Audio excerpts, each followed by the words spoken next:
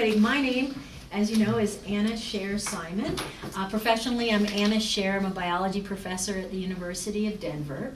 But I did legally change my name to Simon before my wife and I's son was born. At that time, there was no legal option for us to get married, and so no easy avenue to change my name so that our family could all have one last name. So I had to get criminal background check and fingerprinted and petition a judge and all this kind of stuff. Hello, welcome. I'm sorry. Please come, please come. And this, folks. And I was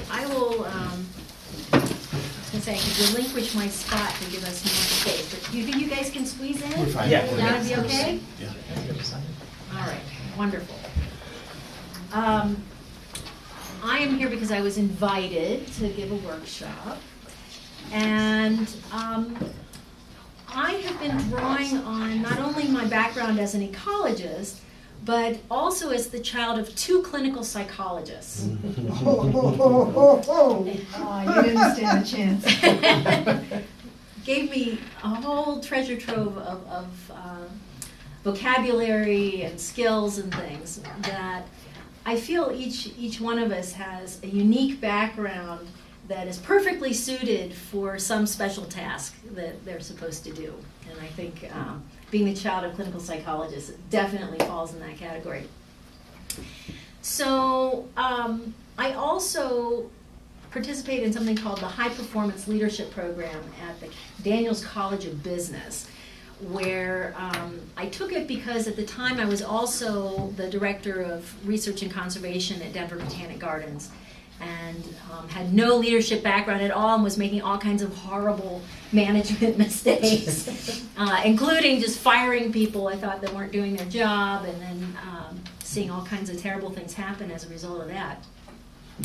But that also gave me some really interesting skills and ideas that I'm going to share with you today.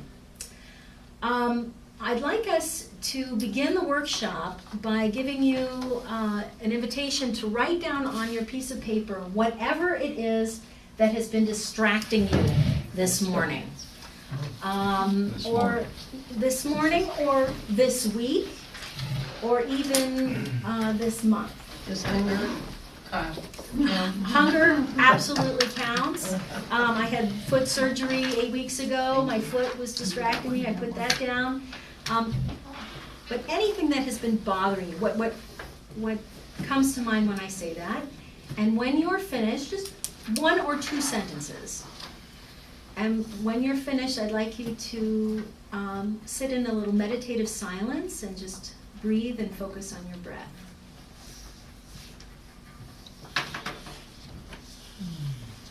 You have pens over there?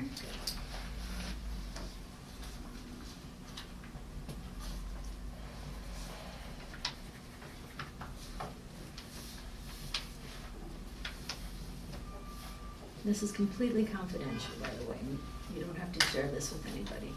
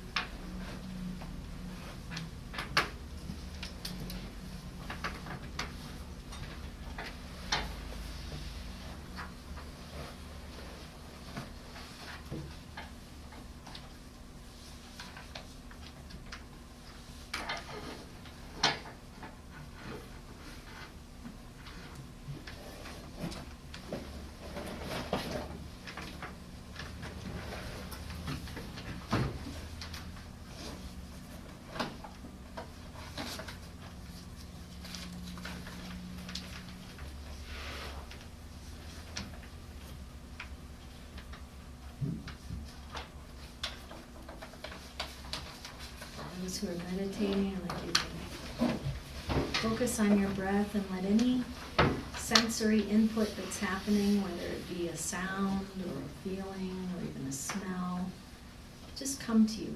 Don't reach out. Don't judge it, don't even label it, just let those come into you. Be in the moment.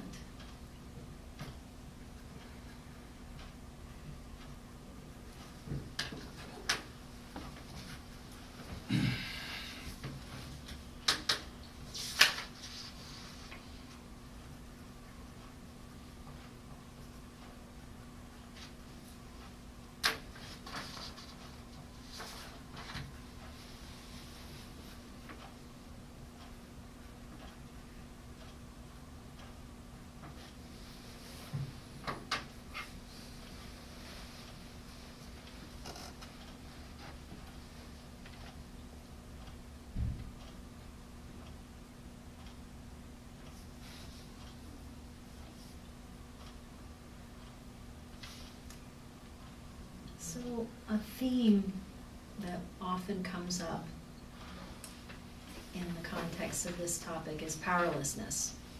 Right? We feel powerless, and feeling powerless is,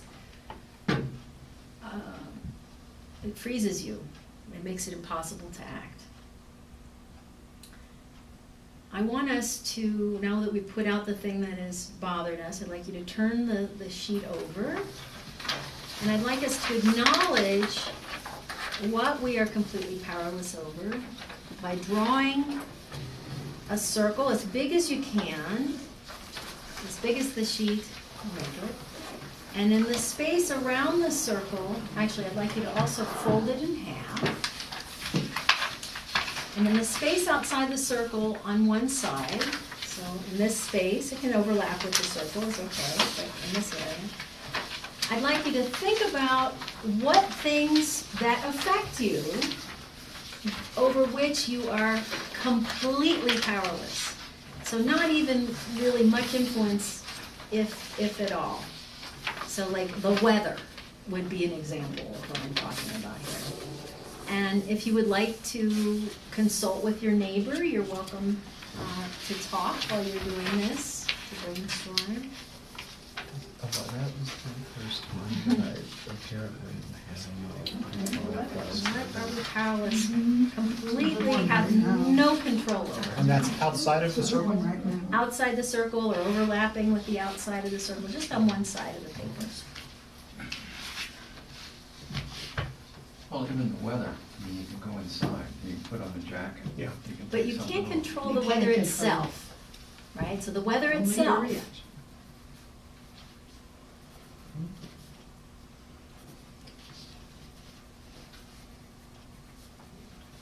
You're right, you can go inside, absolutely. I'll get to that.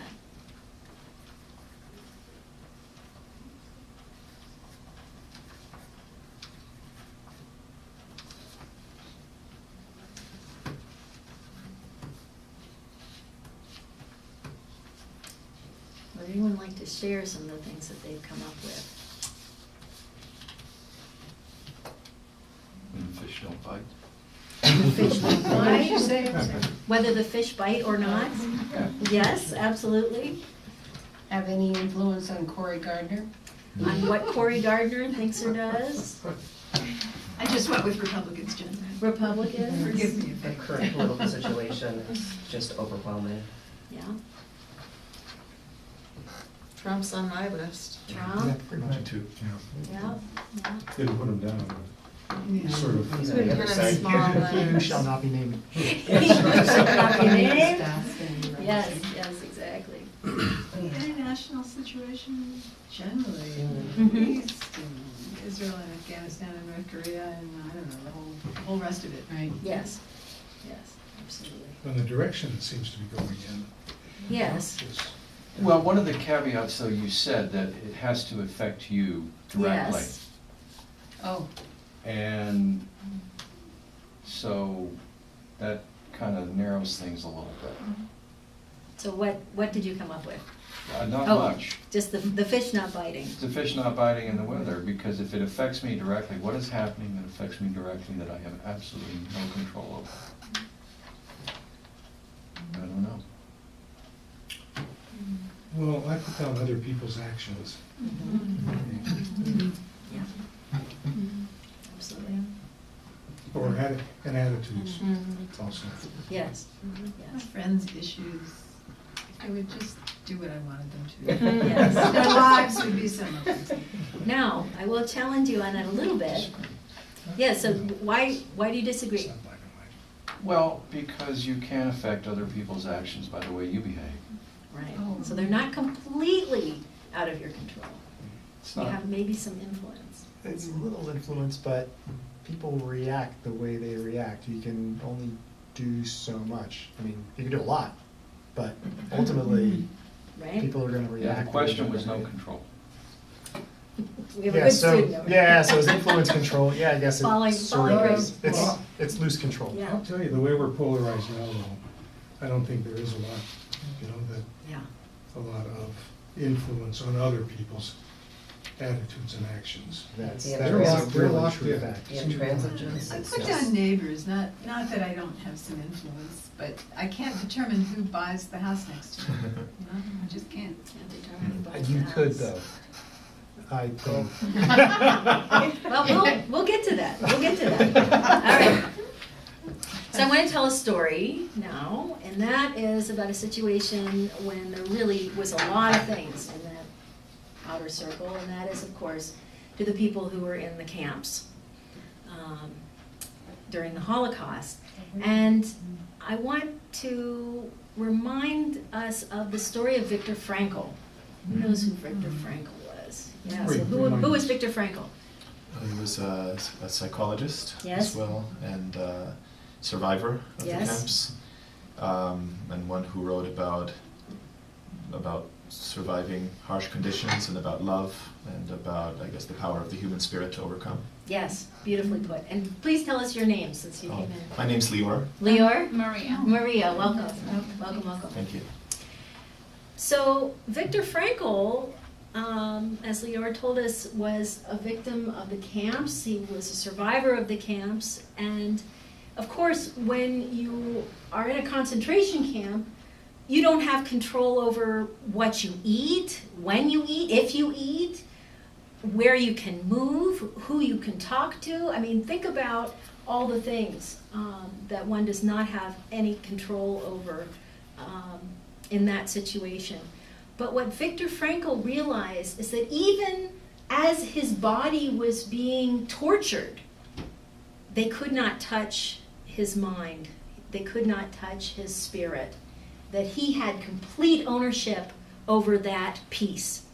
And so he focused all of his attention, all of his energy on that little kernel. And that they couldn't control how he perceived, how he framed the whole experience. They couldn't control what he made of his existence and what it meant. He had 100% control over his thoughts. So I'd like us now to draw a much smaller circle in the middle of the larger circle, and right in there, what is it over which we have complete control? Weather. Cory Gardner? What do we have complete Republican? control?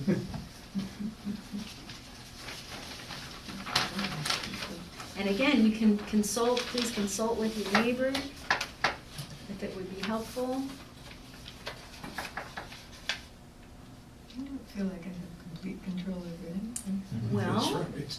think of Viktor Frankl.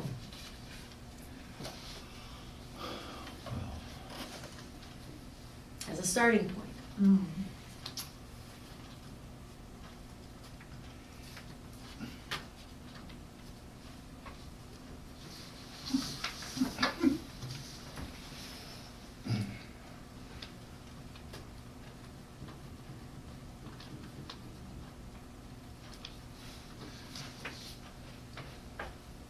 What do you get to choose?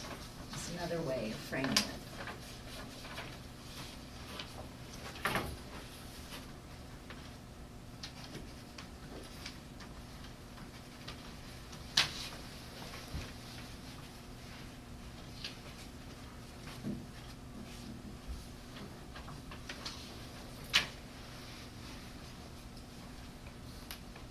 Anyone anyone like to share what they put in the inner circle? I put in how I feel about things, Mm-hmm. because any stimulus that comes in, you get to choose what your reaction is. I think everybody's like wired for something, and then there's you can unwire it and do something, you can respond differently. Mm-hmm. So- You can choose how you respond. Choose how you feel, choose your attitude, choose whether to judge or not.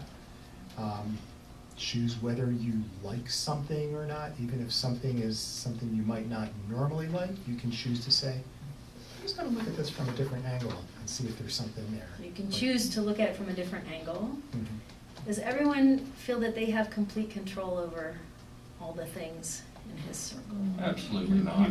I'd like to think so. So how is your experience different? Well, I can't say that I'm always aware on what's influencing me. Okay. To make these decisions. You need cognitive behavioral therapy To change what? to change your normal response, your intuitive response to things. It's like you have to back up and say, wait a minute, where's this coming from? I need to think about this differently, So- reframe it. So there will be times when feelings or thoughts just pop into your head and you don't have control over that. Mhm. But we can make a decision, like Viktor Frankl did in the camps, of how we frame it, Mhm. right? What else? What would Well, you say? I have control over what movies I see, what books I read. Yes. What news you watch? What I choose, yeah. The media. We just drag you away from Fox News. No, you Well, can't. not turn it on. What were you gonna say? I don't experience that level of control. I mean, if I'm tired, if I'm really stressed, if 4 things are going on around me and people are demanding that I do 6 decisions, I don't experience control over my feelings and thoughts. I mean, on a good day, Mhm. I can get back there, Mhm. maybe sometimes, but I would say I'm comparatively easily overwhelmed at times. And sometimes I know that I'm having reactions and feelings that go back to experiences before language. And I just know something just went screwy, but It's your lizard brain. it came out of left field, and I don't know how to process it really. Sure. It just hit though. Yeah.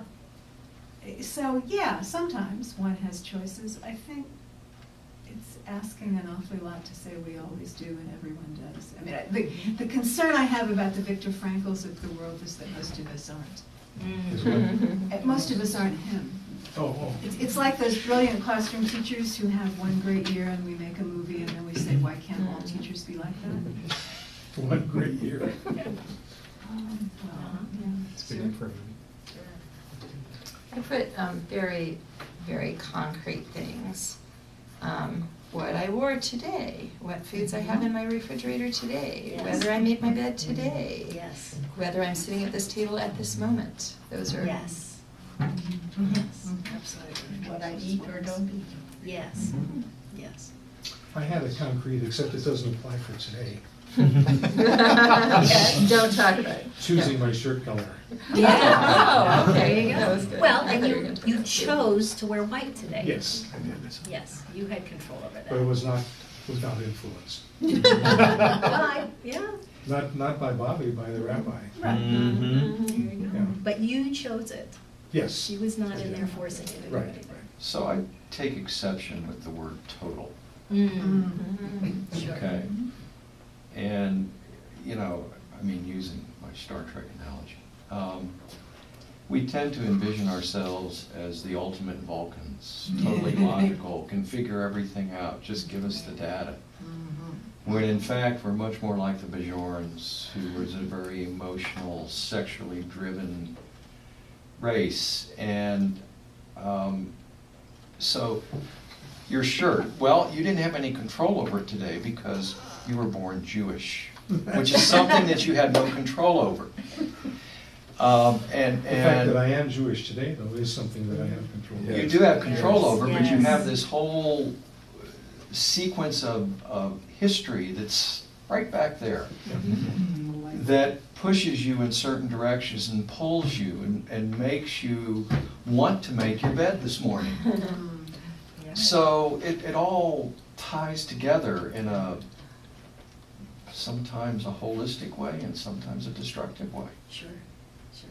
And there are all these accumulating studies about, if you're going to go in for a sentencing, go in at 10 a.m. when the judge just had breakfast. Don't go in at 11:30 right before lunchtime, Right. because you will get a measurably harsher sentence. Yes. Right. And the judge will swear that that is not influenced by the state of the judge's Right. stomach. And there are just more and more studies of that sort Yes. that show how Yes. totally vulnerable we are to things we're unaware of. Right. Sure. So we can definitely take issue with that word control. Everything out here influences what happens in here. But we make decisions all the time. We're constantly making decisions. They are influenced, right? But we are constantly making decisions. There is a middle sphere. We can draw the middle sphere. And I would say chances are good that, not guaranteed, but chances are good that what you wrote on the back of your paper may fall in this sphere. So this sphere represents those things over which you have some influence, but not control. And definitely that affects you, right? All of these are supposed to represent things that affect you. Because if it was in here, like, there's a rock in my shoe. I have control over, I can go in and fish the rock out of my shoe. It's not going to continue to bother me, right? I have control over that, whether I take the rock out of my shoe or not. If it's way out here, depending on how we defined out here, if we truly have accepted the idea that it is something that is completely outside of our control, there's some possibility that we've released it to some degree. Now, many of the things that you put out here were things that a lot of us have not released, for sure. But the things that irk us on a daily basis, the things that pop up, at least in my head during prayers, are not going to be things out here. They're going to be things in here. They're going to be things like my physical health. They're going to be things like how my brother treats himself. There are going to be things like what my neighbor said to me yesterday. All of these things are things that we don't have control over, but we do have some influence over. And in some cases, we get confused and think that we do have control over those things. Maybe not in a logical way, but we spend a lot of our mental energy here. I spend a lot, especially previous, I would spend a lot of mental energy on, let's say, my brother and all the issues I have with my brother. I get confused and think I have control over my brother in some way. That maybe I have complete responsibility over him. You could fill in son, you could fill in wife, you could fill in any number of people. As you guys have brought up, what other people do and say, right, occupy this middle ring. I'd like to give you a moment to think of what else occupies that middle ring. So what other people do and say certainly are things that over which we have no control, but we may have some influence. Certainly, I have more control over my son's life than I do over my brother's life, my adult brother. So there are gradations, right? Some are closer to the middle circle, some are closer to the outer circle. And take a moment to do that, and again, feel free to consult with your neighbor.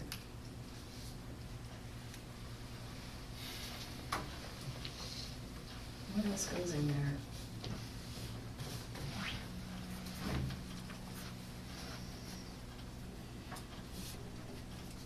What influences you, over which you have some influence, but not control.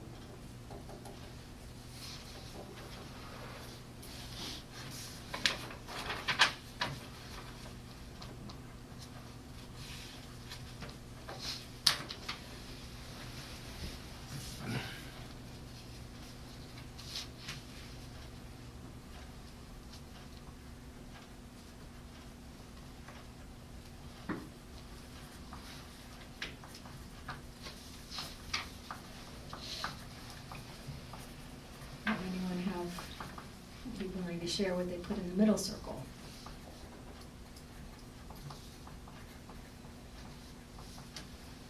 My daughter has a boyfriend who is the love of her life, and I want to keep a relationship with her, so I bite my tongue very frequently.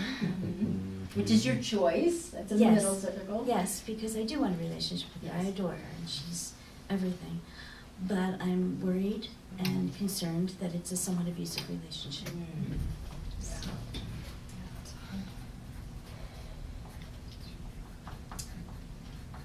Anything else people put in their middle circle they would be willing to share? Yeah. Yeah, my husband, my children, my representatives. Yes, indeed.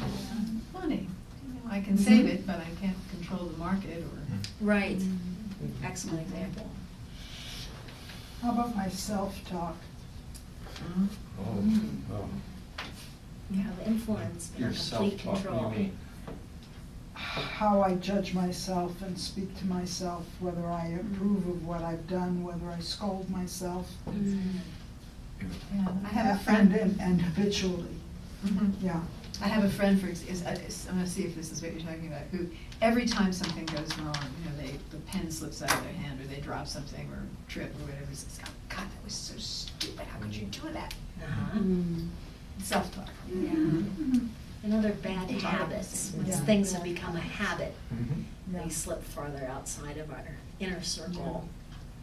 Yeah, for sure. Possibly things I would not say to anybody else. Yes, Yeah. that's sure, absolutely. I find that I play some of the same tapes over and over, Uh-huh. and I find that it's a choice whether to go into that again at this particular moment. Yes. And it's also a choice whether I modify the tape a little bit. Mm-hmm. I try to continue, move the conversation along. Yes. Which I try to do. Yeah, you can make a decision Yeah. to start a new tape, to start Yeah. creating a new tape. Yeah. Absolutely. Oh, and things I get mad about. I mean, it's a choice whether I go into an angry tape. And how much time I'm gonna do that. And then how I feel. Do I like that feeling? No, I don't. Mm-hmm. Yes. Where would we put so using this little model, conceptual model, where would we put the past? Anything that has happened in the past? Where would it go? Which circle would it go in? The other.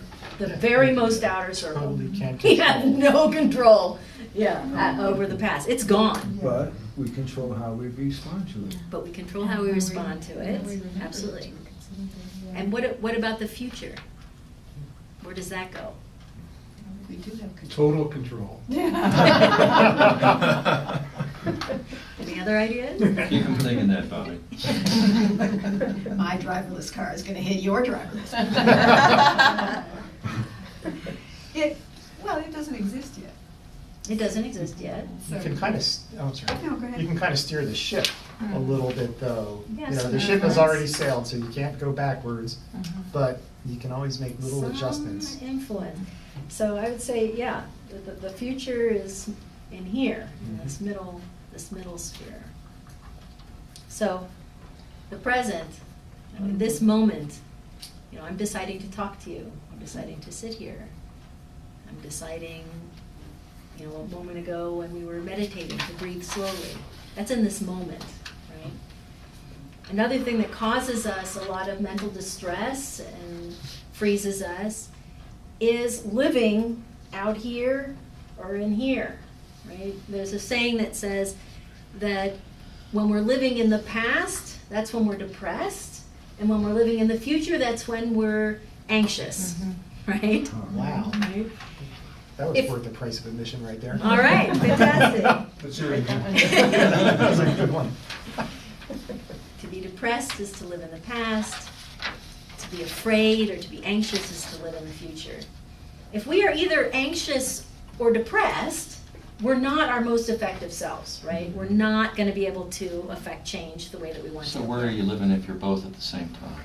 needing to take Prozac and Ambien, Psychopan and whatever. Yeah, no, really, I mean, and most of us do sort of flip back and forth between those, right? Or even if we're thinking in the present moment, we're still somewhere out here. Where we're gonna be effective is in here. I'll tell you another story, and that is of Nelson Mandela. So there are a lot of amazing leaders out there that we could talk about. But I'll give you another prison story. How many of you here have read his biography, Long Walk to Freedom? I really strongly recommend it.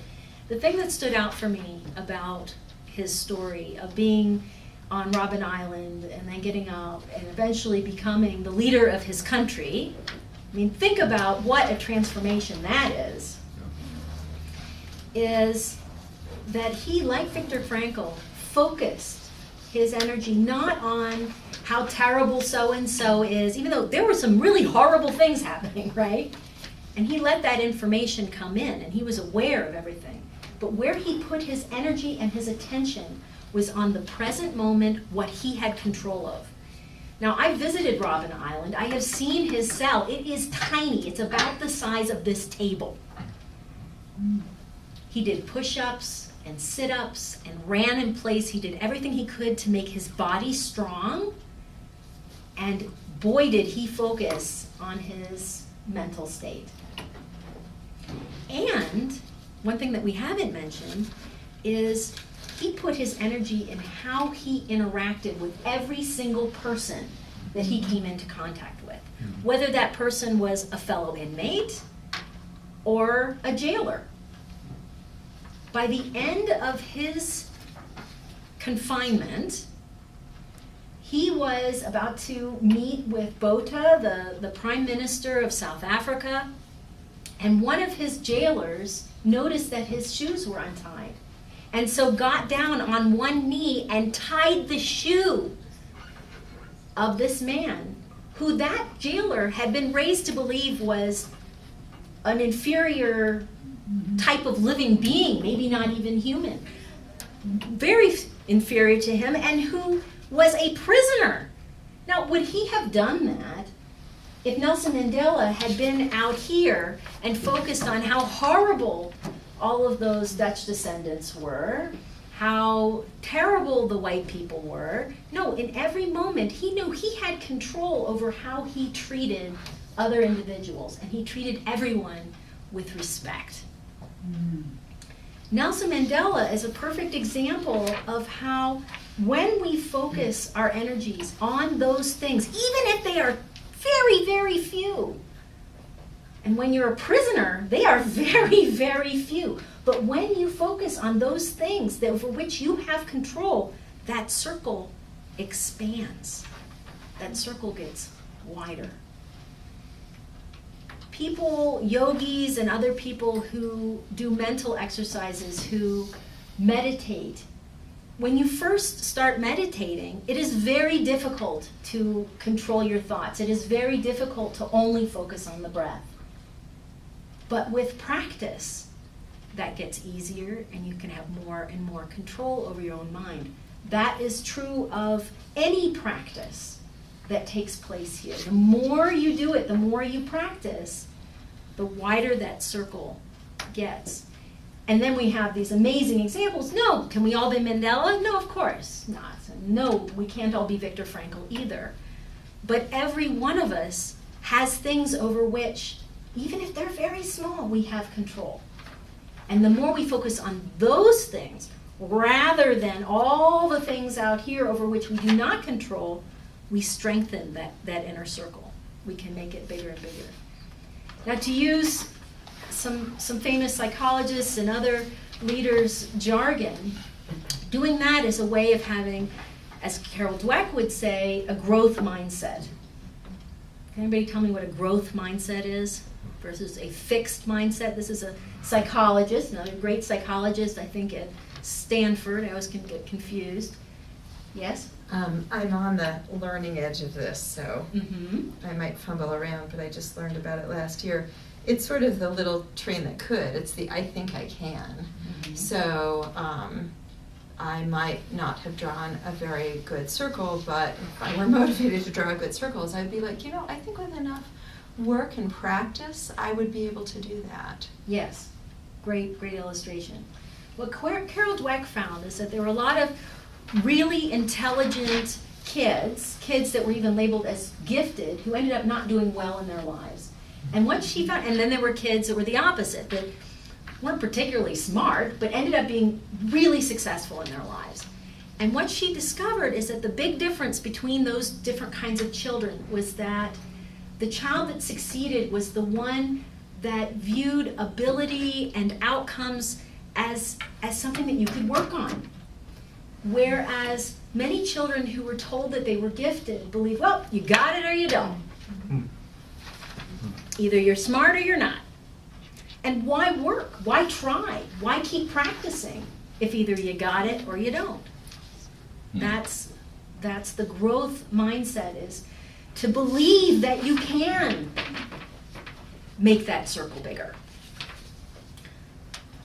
I think the serenity prayer and all of its wisdom, God grant me the serenity to accept the things I cannot change, the courage to change the things I can, and the wisdom to know the difference.